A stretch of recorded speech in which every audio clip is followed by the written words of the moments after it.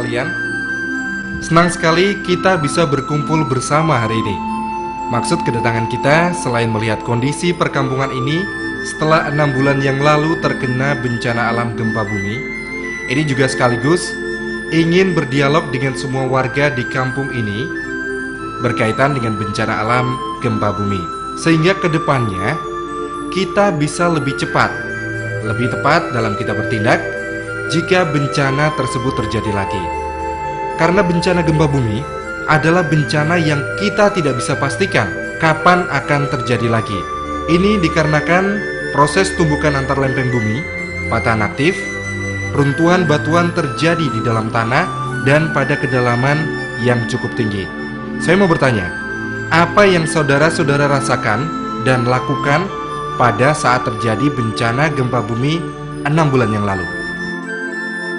Saya merasakan tanah yang bergetar perlahan dengan cepat menjadi goncangan yang hebat. Saya di dalam rumah melihat lampu-lampu bergoyang, almari mulai ambruk.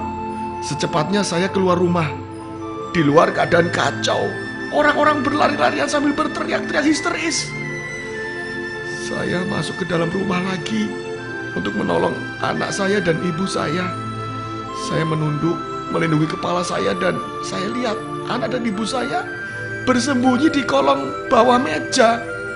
Ketika saya mendekati mereka, kaki saya tertimpa kayu atap rumah, sehingga saya menjadi cacat seperti sekarang ini. Terus anak dan ibu bapak bagaimana? Selamat? Ya, selamat Pak. Kalau tidak berlindung di bawah meja, mungkin akan lain ceritanya Pak. Mungkin ada di antara bapak, ibu, atau saudara-saudara yang juga punya pengalaman yang berbeda. Ayo, silakan kita berbagi pengalaman pada saat terjadi gempa bumi di kota kita. Waktu terjadi gempa bumi saya ada di angkot Pak, mau belanja ke pasar. Untung saya duduk di depan samping Pak sopir. Saya melihat jalan aspal seperti karpet yang bergelombang kayak ombak di laut itu Pak. Untung sopirnya cepat berhenti. Kami disuruh keluar. Kami semuanya takut sekali. Kaki gemetar jadi semuanya bergerombol di tengah jalan. Saat itu pula tiang listrik, pohon-pohon, bangunan di pinggir jalan pada roboh. Untung kami di tengah jalan, jadi kami tidak tertimpa sama sekali. Untung Pak. Pantas ibu selalu beruntung. Habis suaminya namanya kan Pak Untung.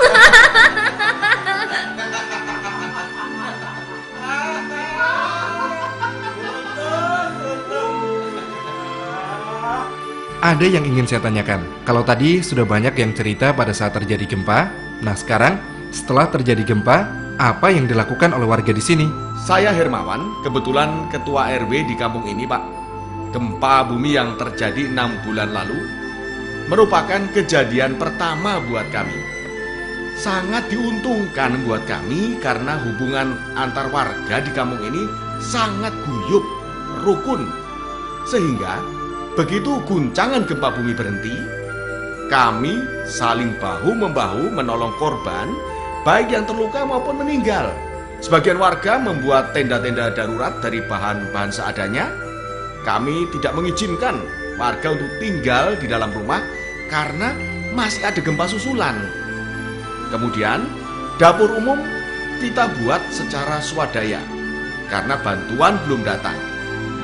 Nah, pada saat bantuan mulai datang, posko bantuan kita buat bekerja sama dengan Tagana, TNI, Polri, maupun relawan lainnya agar bantuan bisa didistribusikan dengan baik dan merata. Satu hal Pak, yang pada waktu itu kami tidak siap untuk mengantisipasi adalah masalah informasi yang simpang siur, terutama berkaitan dengan adanya tsunami, gempa bumi susulan yang lebih besar, dan informasi menyesatkan lainnya. Mungkin itu yang bisa saya tambahkan. Terima kasih.